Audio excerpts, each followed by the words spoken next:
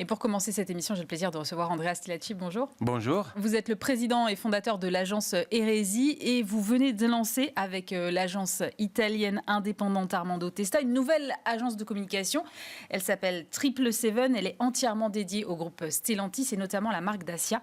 J'aimerais comprendre pourquoi ce besoin finalement de créer une agence ad hoc.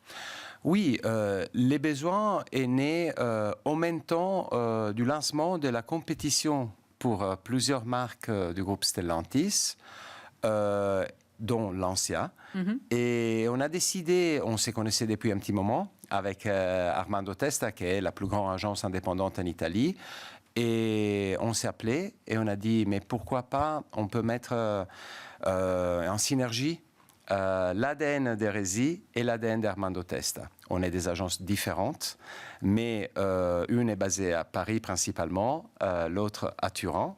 Et on a dit, on essaye. On a travaillé ensemble et Lancia est la première marque qu'on a gagnée. On va annoncer bientôt une deuxième.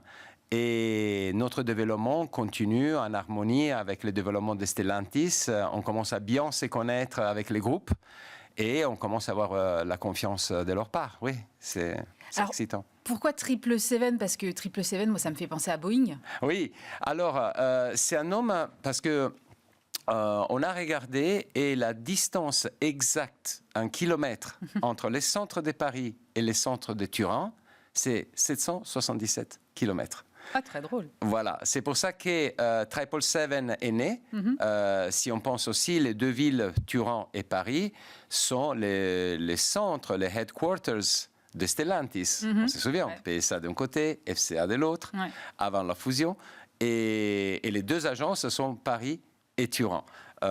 C'est pour ça qu'est né un nom simple, 777, et que je pense dans l'intention est assez clair le fait que c'est une agence nouvelle, c'est pas une association, loose association. On a créé une société dédiée entièrement à Stellantis. Comment ça va marcher justement ? Vous mettez chacun un peu de vos effectifs dans cette nouvelle agence ? Vous avez recruté de nouveaux talents ? Alors, les deux. Moi, je suis président et en charge de la création de 777. C'est pour ça qu'on travaille avec deux départements de création à Turin et à Paris. On travaille ensemble avec on mélange un petit peu les disciplines, les capacités en fonction des projets et ça passe très très bien. Et aussi, je pense, l'effet de ma double casquette culturelle et mon passeport, il peut aider à fluidifier les échanges. Aujourd'hui, on est dans un monde où quand même j'ai le sentiment que les relations entre les annonceurs et les agences bougent, qu'on est peut-être sur des relations qui sont un petit peu moins longues. Est-ce que du coup, c'est pas un peu risqué de créer une agence pour un client qui peut-être dans 3 ans dira je change d'agence ? Oui, non, je ne pense pas qu'elle soit si risquée que ça. C'est un pari. De toute façon, Hérésie, quand on l'a lancé il y a 12 ans, c'était un pari. Ouais. Moi, j'aime bien essayer d'innover tout le temps, d'avoir de nouvelles idées et d'avoir un petit peu de courage pour lui donner vie. On a des clients comme Vileda, comme Cofidis à l'agence, comme Unilever, je parle de Hérésie Paris, qui sont avec nous depuis 11-12 ans. Je crois énormément dans une relation où tous les deux ont grandi ensemble et on s'en apprendre à se connaître. Les one-shots sont un petit peu moins intéressants pour le business plan d'Hérésie et pour 777. C'est pour ça que la relation qu'on a et qu'on est en train de construire avec Stellantis, c'est une relation, je dirais, en profondeur. On n'est pas là pour faire un lancement d'une voiture, on est là pour construire, aider à construire et faire grandir des magnifiques marques. Vous n'auriez pas pu gagner cet appel d'offres tout seul ? Je n'ai pas la réponse. Je n'ai pas la réponse. Je pense que quand on parle de synergie, quand on utilise des termes comme win-win, on va bien au-delà de la rhétorique. Pour moi, c'est vraiment important de sentir que l'agence, même si ce sont deux agences vis-à-vis de l'annonceur, a une voix et que le point de vue, les axes et les convictions stratégiques et le développement de la création sont parfaitement alignés et certaines fois on aime bien aller au-delà des attentes de la part de Stellantis. C'est pour ça que c'est un premier pas. Je dis, on a Lancia qu'on gère pour l'Europe. On vient de lancer un film pour Lancia Cassina. C'est la nouvelle Y qui va être lancée aussi avec autre modèle cette année. Et c'est en relation vraiment de construction, la même qu'on aura avec la nouvelle marque que je n'ai pas encore le droit d'annoncer. Est-ce que vous pourriez mettre en place d'autres partenariats internationaux avec d'autres agences pour peut-être renforcer aussi ou diversifier votre portefeuille? Alors, oui, et dans la réalité, je l'ai fait. Dans le sens qu'il y a 3 ans, j'ai lancé un réseau monde qui s'appelle By the Network, où il y a 32 agences indépendantes connectées dans le monde. By the Network existe, on travaille avec des clients comme Carlsberg, par exemple, on a fait une campagne énorme pour Snapchat, mais c'est une démarche business radicalement différente. By the Network est une connexion d'agences sur une société qu'on a créée à Copenhague pour des prospects, des nouveaux clients globaux. 777 est né avec Stellantis. Et quand on a décidé de réunir Armando Testa et Hérésie, on a demandé, je dirais, un point de vue de la part de Stellantis. Est-ce que vous êtes d'accord qu'on participe avec 777 à ces compétitions? Hérésie est donc une agence indépendante, vous l'avez dit. Et alors, votre claim, c'est We create the crush between brands and people. Comment est-ce que cette promesse se traduit dans votre façon de travailler avec vos équipes au quotidien? Moi, j'adore vraiment les mots crush. Parce que vous avez entendu, j'imagine, beaucoup de fois parler des love brands.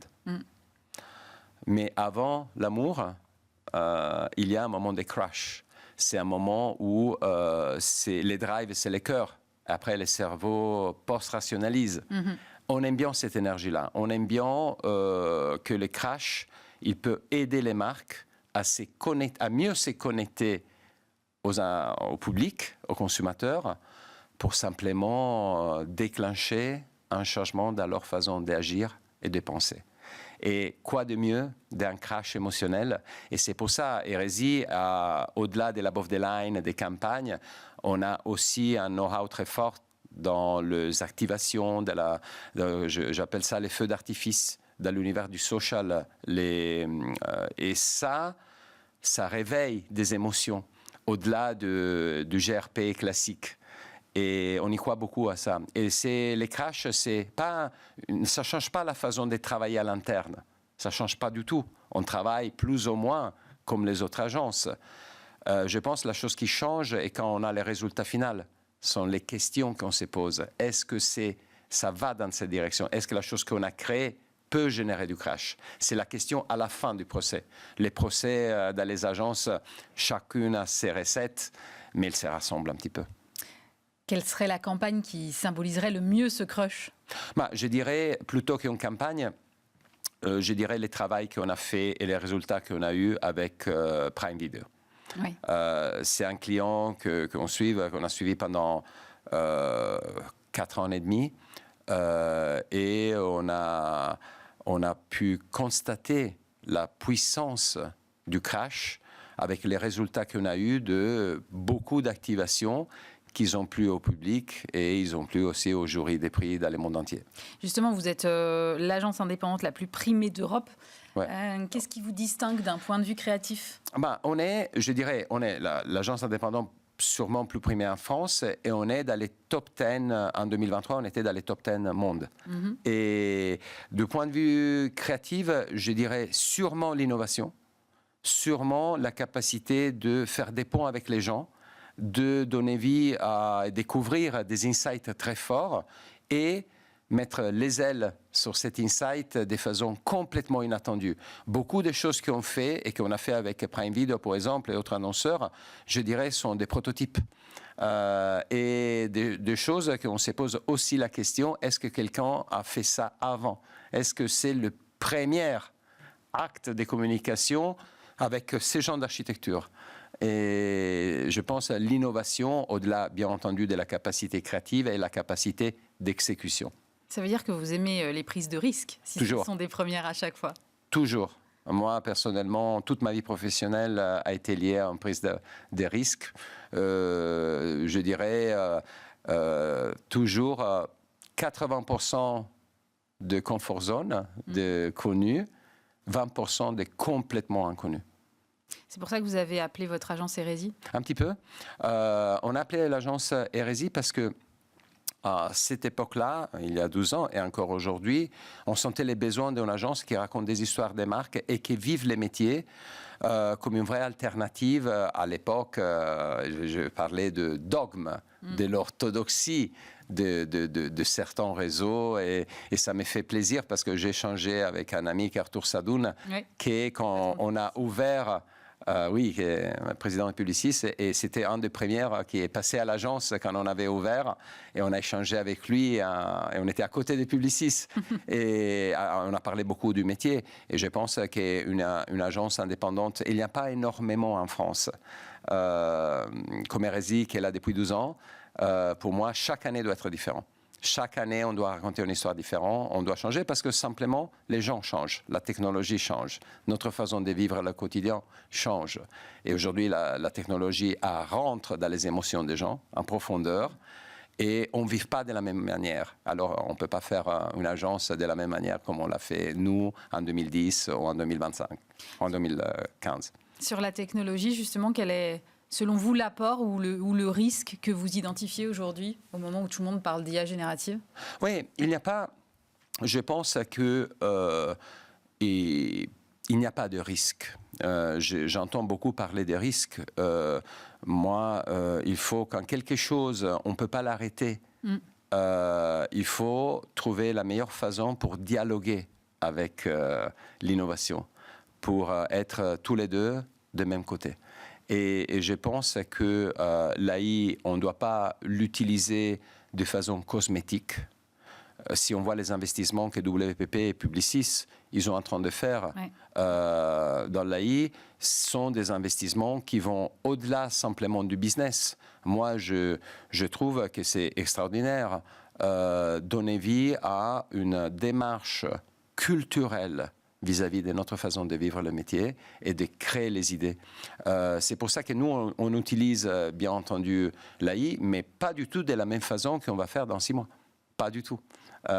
Et là, il faut dire aussi que chez 777, travailler avec une agence de 300 personnes comme Armando Testa, qui a des moyens d'investissement sur les nouvelles technologies, sur l'utilisation des data, c'est un plaisir pour moi de découvrir autre outil qu'on n'avait pas et de rendre les deux agences plus fortes. Merci beaucoup Andrea Silacci. Je rappelle que vous êtes le président et fondateur de l'agence Hérésie.